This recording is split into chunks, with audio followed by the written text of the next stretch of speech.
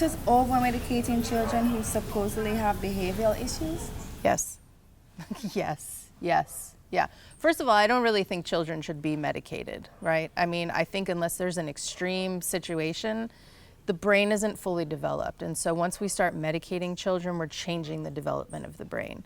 Second of all, I come back to like my very, very beginning about psychology and diagnosis, and so often children are misdiagnosed.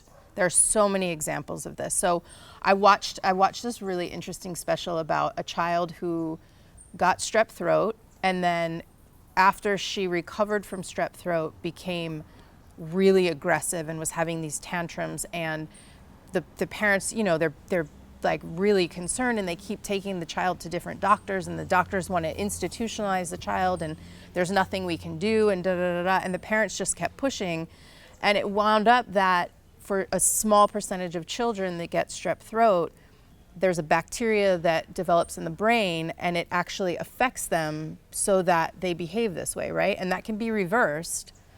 But if the parents didn't push, then there's this story that, sorry, but your child is broken, and now, you know, put them on these medications and put them in this institution, and we need to just push them aside.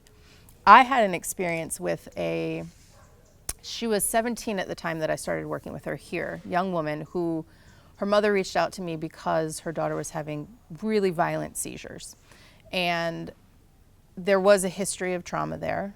And the girl she had a neuropsychiatrist or some sort of neuro doctor, a psychiatrist, a medical doctor. She had like a psychologist. She had this whole like slew of doctors.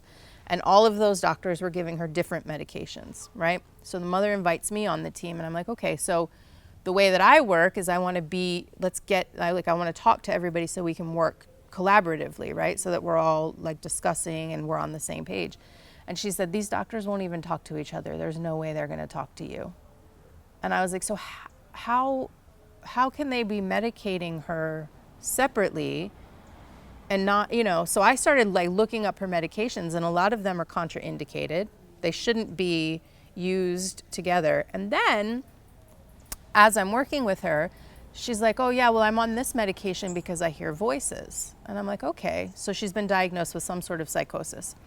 So what are the voices that you hear? And she's like, oh, well, you know, sometimes I hear a voice that tells me that, you know, I should do this or I shouldn't do that. And like after just talking to her for a little bit, it was her own voice. I mean, we all hear ourselves in our own head, right? We hear like ideas and thoughts, and like sometimes our voices tell us very strange and disturbing things, but that's just part of the human experience.